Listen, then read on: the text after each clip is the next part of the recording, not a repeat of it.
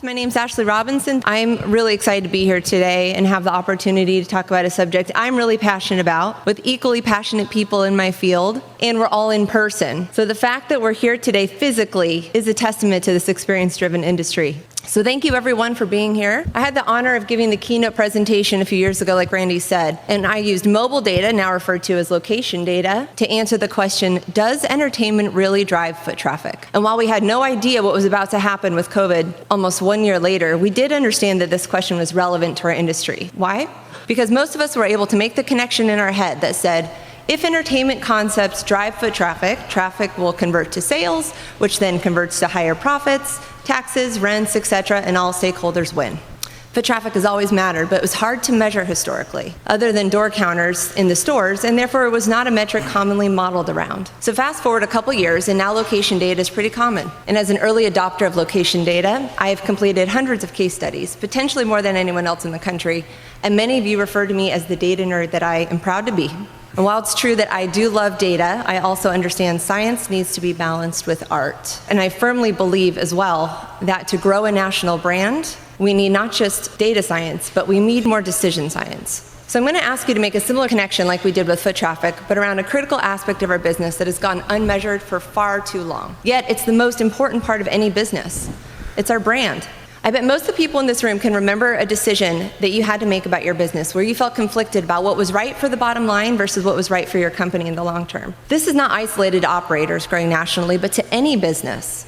Most of us have been in a position where we also had to justify to others why our company should make a decision that maybe didn't look it on paper, but we knew it would pay off in other less tangible ways. They just wasn't articulated in the numbers. I always say in these situations, it's time to go put on your selling pants. I would also bet that if you made an effort to be in this room, you know a thing or two about location-based entertainment, and you understand that designing and executing for experience is expensive, period.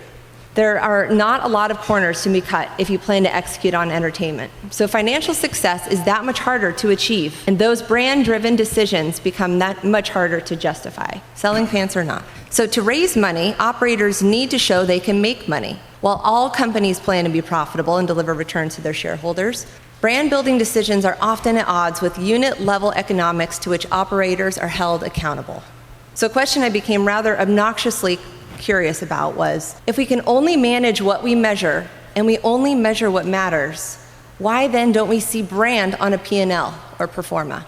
If the strength of a brand is a factor in valuations during a company's capital events, which I will argue here in a minute that it is, then why does it not get as much focus as EBITDA or sales? The other question I became consumed by was, why do 80% of businesses fail in the first 3 years?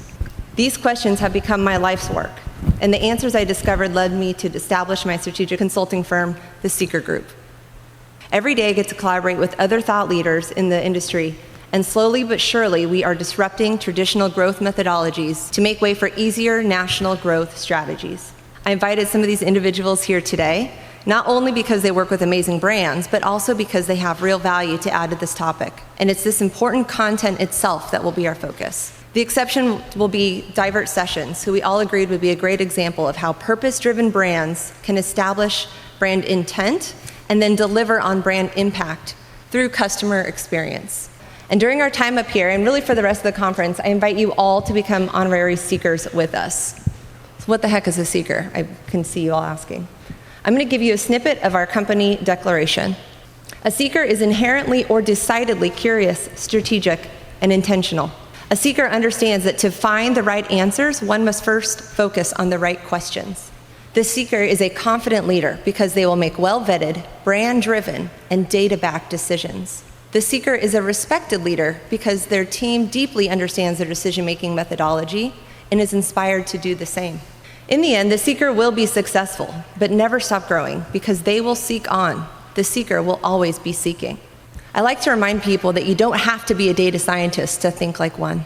And I learned this from my years working with data scientists. I quickly realized that unlike most of my career in work environments, from brokerage to restaurants, retail, development, the smartest person in the room had no intention of having all the answers. They simply knew how to ask the right questions that led us to the right answers. Our group, and therefore our clients, adopt these mantras. And as you listen to the topics and comments today, I encourage you to look for value not only in the answers you hear, but rather what valuable questions arise in your mind. And I encourage you to ask yourself, are they the right questions? As this comes up to your mind, please send them to us. You'll see our email up here, questions@theseakergroup.com. And if we can provide you with data or research to answer them, we'll do so, just as a way of thanking you for seeking with us today. One question I think is the right question to address for this topic, and I hope you guys will agree, is who does it right? These are national brands that we can use as an example as we start talking about experience brands. Sweet Green had a capital event that gave them the same market cap as Wendy's when they only had 90 locations. Lululemon traded at 69x versus their peer group of 12.5x. Shake Shack had a valuation of $1.6 billion with only 63 locations. I'm gonna do the math for you. That's $25.4 million per location, and 100 times their peer group, who trades at 6 to 15x. Tesla's market cap was $89 billion, which was $2 billion higher than the combined market value of Ford and GM at that same time. And Apple doesn't need explanation, right? These companies make brand-driven decisions, including in their real estate strategies. So these decisions are often over financial-driven decisions, and it pays off by producing some, if not the highest multiples in their categories. I was discussing this concept with an executive at Apple who reports directly to Tim Cook, and he told me, Ashley, I have never heard Tim say that we're making this decision because it's what's best for the shareholders. Putting the brand first is what's best for the shareholders. These examples support the notion that your brand is considered in your valuation process. So making conscious brand-driven decisions is a worthy investment. And that leads me to the next important question in the lights. It's like illuminating. What is the problem? The problem is the brand is an intangible asset. It's hard to measure, therefore it's really hard to model. I can give you 20 reasons why concepts fail when they're trying to grow nationally, but achieving success all comes down to these three things. Asking the right questions. Take a scientific approach like we just discussed. Measure what matters. Sales drivers, cost drivers, and the brand. This is why I invented the 10 things that lead to EBITDA, which includes critical factors like labor and COGS that make up 30% of the P&L, versus only measuring real estate, which should be 8% or less of your P&L. Model for growth. Implementing a growth mindset at the corporate level, which is why growth mindset implementation leads to growth potential valuation. That's where the real profits are realized. The bad habits that operators make is what inspired me to play Ed Sheeran's Bad Habits over and over again before we came up here. Because organizations often confuse business objectives with brand purpose. Traditional key performance indicators, or KPIs, are outputs that are measured for a specific financial output, such as ROI, four-wall, cash-on-cash return. Their design is to be an indicator of financial performance, not the compass by which decisions are made. Achieving targeted KPIs is an expected business objective, yes, but it should not be a company's purpose if we expect to resonate with today's purpose-driven consumer.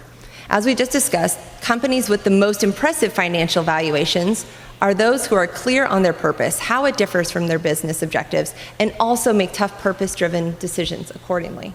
I know some of you are saying, Ashley, this is great, but some of us have a fiduciary responsibility to our investors and don't have the luxury of purpose. I would argue that being a fiduciary means that you should not sacrifice your brand or your purpose to deliver short-term profits. You don't need to have the confidence of a Danny Meyer or a Tim Cook to run a purpose-driven brand. So this is just another example of why we believe delivering on your purpose delivers long-term, heightened profits, which is in all parties' best interest.